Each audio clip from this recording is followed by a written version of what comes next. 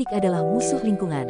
Tidak seperti zat yang bisa terurai, plastik tidak dapat terurai dengan cara alami. Miliaran produk plastik telah memenuhi bumi, sebagian besar barang yang digunakan dan temukan sehari-hari, seperti botol, sikat gigi, muk, ember, bak mandi, wadah, kantung, dan banyak lagi.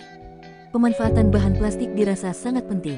Selain membantu mengurangi bahan yang tidak dapat terurai dengan cara alami masuk ke dalam bumi, banyaknya bahan plastik juga memberi peluang usaha yang sangat besar. Salah satunya bisnis daur ulang sampah plastik yang diketahui bisa sangat menguntungkan jika dilakukan dengan perencanaan yang tepat. Berikut cara mendaur ulang plastik di pabrik daur ulang plastik skala kecil. Daur ulang, gunakan lagi, kurangi. Cara terbaik untuk mengurangi sampah plastik adalah dengan mendaur ulang dan menggunakan kembali. Saat ini banyak orang yang mendirikan pabrik daur ulang, di mana sampah plastik seperti botol, kantung, wadah, kotak, bungkus, spray, dan sejenisnya didaur ulang menjadi produk yang bermanfaat. Rencana bisnis daur ulang. Berikut beberapa tujuan yang perlu diperhatikan sebelum memulai bisnis daur ulang plastik. Apa saja persyaratannya? Total investasi yang dibutuhkan untuk mendirikan pabrik daur ulang. Kebutuhan tanah atau pabrik, kebutuhan utilitas dan mesin. Pengumpulan sampah plastik, jenis sampah plastik apa yang akan didaur ulang. Pasar setelah daur ulang, margin keuntungan, pengembalian investasi. Syarat pembukaan pabrik daur ulang sampah plastik. Hal dasar pertama yang dibutuhkan untuk membuka pabrik daur ulang adalah tempat yang layak. Setidaknya harus ada ruang yang layak untuk menyimpan semua limbah dan produk limbah selain dari peralatan dan utilitas. Hal kedua yang dibutuhkan adalah ruang tertutup yang mirip dengan pabrik tetapi berukuran kecil, setidaknya 100 meter persegi. Persyaratan penting berikutnya adalah mesin yang akan digunakan untuk mendaur ulang sampah plastik. Berikutnya adalah sampah plastik yang perlu didaur ulang. Untuk ini Anda dapat membuat jaringan pemasok yang dapat memasok jumlah sampah plastik yang dibutuhkan.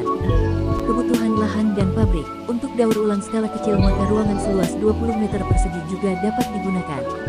Tetapi jika ingin daur ulang skala besar maka setidaknya diperlukan lahan seluas 60-150 meter persegi untuk proses daur ulang. Anda harus memiliki ruang yang bersih dan tertutup untuk menyimpan mesin. Semua ruangan tertutup tersebut harus berventilasi untuk menghindari mati lemas. Sebuah ruang besar harus didedikasikan untuk membuang sampah plastik sementara ruang yang bersih diperlukan untuk menyimpan produk daur ulang. Persyaratan utilitas.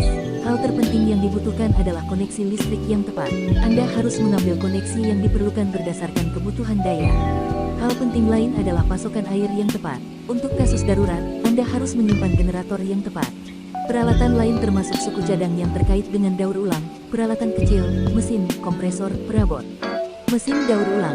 Anda perlu membeli mesin yang diperlukan untuk mendaur ulang sampah plastik. Plastik dipres terlebih dulu dan dilebur menggunakan mesin, kemudian diberi bentuk kecil-kecil, didinginkan menggunakan air dingin.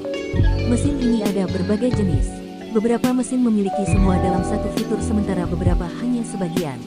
Mesin juga bergantung pada jenis plastik yang didaur ulang dan pada skala apa Anda mendaur ulang. Berdasarkan ini tingkat mesin tergantung. Akan lebih baik jika memilih mesin skala besar yang memiliki berbagai fitur. Proses yang terlibat dalam daur ulang sampah plastik.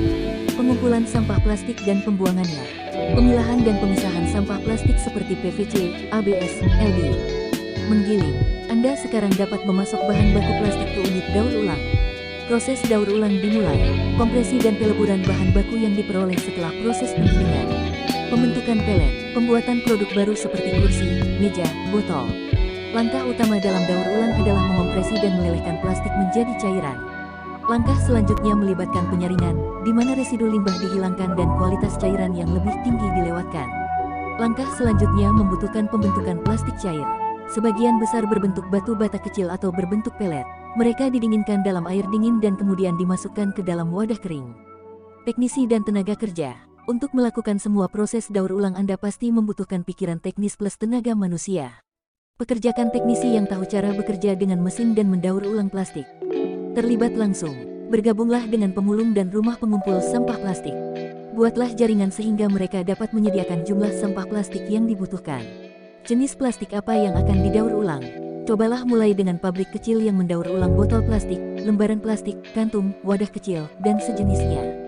Persyaratan dan penggunaan. Berdasarkan penggunaan, pasar plastik daur ulang ini dijual di pasar. Untuk membuatnya lebih sukses secara ekonomi, seseorang dapat mulai membuat produk plastik dasar. Membuat kantung adalah salah satu cara yang paling sukses untuk menggunakan plastik daur ulang. Untuk ini Anda hanya membutuhkan mesin yang memproduksi kantung ini. Pasar. Pasar akan bergantung pada jenis plastik dan berapa kali didaur ulang. Buat pasar yang kuat, yang dapat menawarkan harga berbeda untuk plastik daur ulang. Anda dapat menjualnya ke perusahaan manufaktur produk plastik, pembuat kantung, otoritas transportasi jalan, dan sebagainya.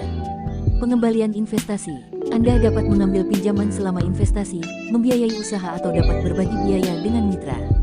Jika berhasil mengurangi investasi dalam pengaturan pabrik maka Anda mungkin mendapatkan pengembalian awal.